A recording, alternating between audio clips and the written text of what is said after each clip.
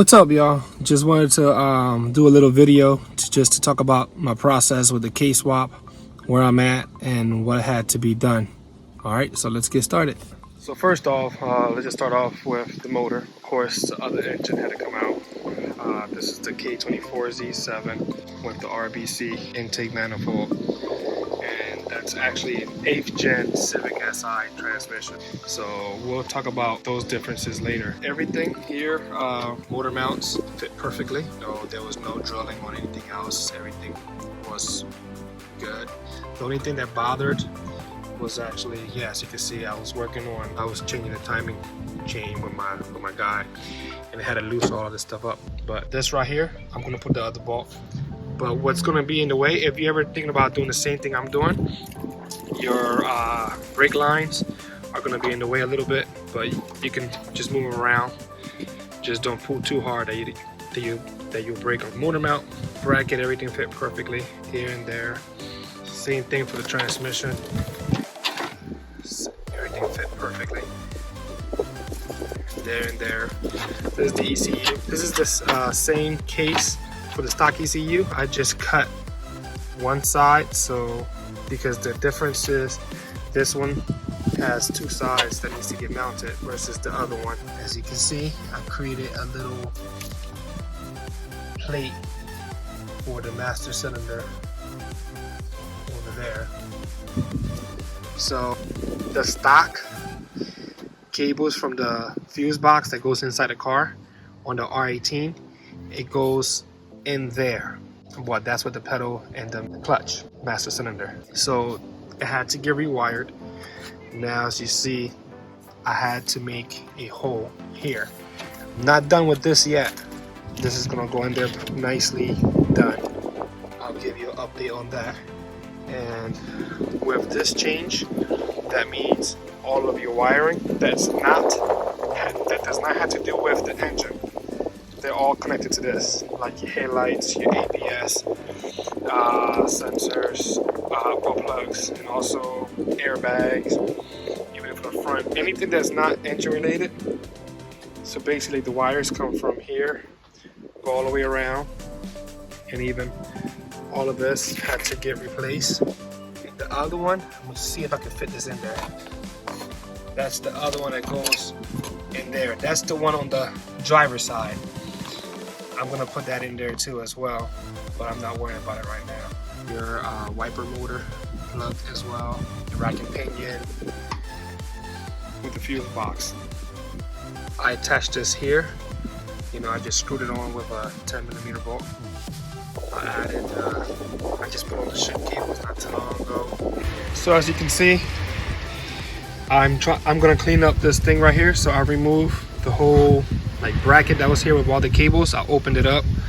I actually had to extend the cables for the throttle body here, and actually if you actually take this out and pull this out, it gives you more, but I actually ended up adding more cable. As you can see, I have the PRL kit, even though I do have the 9th gen SI throttle body, but I need this for this the idle air control. I added a line that goes under all the way to I think this is like the purge valve to this thing right here, versus having the little two things over here. This goes to your brake booster. It's here. This is the stock one, but since I'm gonna just replace the whole thing and just add one straight to here. The radiator actually is the same. It's my stock one. What I had to change was the hoses. These are the SI hoses. Also, I had to change discharge AC line. That's the one that didn't match. So not the long one. This one is actually still the same. It fits perfectly on air compressor. But the one in the bottom that actually goes, I think, to the condenser is the one that had to get changed. The rack and pinion is the same. So I'm having a little issue with the shift cables. I just put in the 8th gen shift cables because I'm gonna send this to a fabricator. I have the 9th gen SI shift box, the shifter box. Of course, this goes in here perfectly. But since I have an 8th gen Civic Si transmission, I'm gonna use an 8th gen shifter box, but it's gonna get fabricated into this right here. The pedals or the 9th gen. What I had to do is I had to remove the whole dash, and I had to throw in the wires inside, and then the other wires over here, it was only about like 3 plugs that goes to the side at the bottom. But when you remove this, it's actually not that hard. For me, it didn't give me a lot of problems, but I did need help. There was some bolts. There was one bolt all the way in the back where the heater is at that was giving me an issue, so I actually ended up just cutting it, and it came out right easy. The steering wheel had to come out, airbag, but everything went back perfectly. So what changed here is the clutch has a cable, of course. The gas one is the same one, but of course if you change the whole harness, it's a lot easier. And the harness comes in from over here versus over here. That's what changed, and everything goes plugged in the same way. Other than that, of course, I do have my K-tuned intake here. Again, I'm just waiting for my car to get done. I don't have it here because of the space, so I can just get this stuff done here. I'm gonna, of course, tie up kind of like the harness. As you can see, the harness is a little loose here, and so that needs to get fixed. This is still from the stock. This is the same thing. Yeah, other than that, outside of the engine,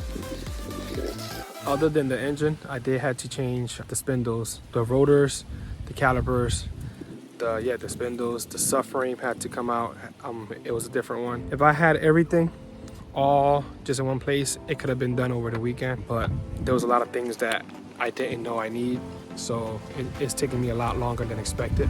The car is almost done. The car turns on fine. I'm gonna show you something with the fuel lines. You can see here, my fuel line is very simple. I did buy the K series one from K Motors Performance, but I ordered the wrong one, so I had to order this little adapter so it can actually just to clip in here and then clip over there like the fuel line, like the little clip. But since the R18 is a little different size, so it's not gonna fit here no matter what. So what I did is I just cut it. I added a fuel ejection fuel line. It was like $5 a foot, but it's definitely worth it. I'm gonna upgrade this later, but it worked perfectly. Yeah, the car's coming together. Everything's fine. I did buy a lot of stuff new, so this is where all of this on the side. I did put the new timing chain. All of this side is brand new, except the damper. Since I decided not to go with the torque mount, I'm gonna upgrade this really soon, so I can just have just a stiffer motor mount, just better upgraded. But other than that, everything has been working fine. Hey, I want to thank everyone for watching this. I hope this was very informative and helping you guys figure out if you guys want to do this yourself for your car. Later on, I'm going to post the list of everything that I had to put. I had to find different pieces and parts all over from eBay, from people that I know, people that I've met on the way, which is pretty cool and awesome. You know, I love the support. The community is amazing.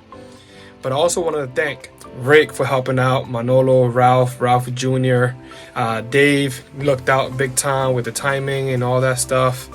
I mean, there's so many guys that have been part of this behind the scenes, and I'm just excited just to get this thing tuned up pretty soon. Just get my last thing fabricated and then clean up the car because the car is dirty, and that's it. And then I'll be posting some more videos afterwards. I got my innovative mounts that just came in. They're not new, they're used, but they're looking really good condition. So this is going to be replacing all my mounts soon. So I'm excited with all the brackets. I also want to thank Johnny from up Central Jersey. Man, this guy can find anything, always gives me a good price. Look him up on Instagram. I think he is R18 Johnny. He's a guy that knows all about K24s. So if you guys looking to do a swap or looking for parts, check him out.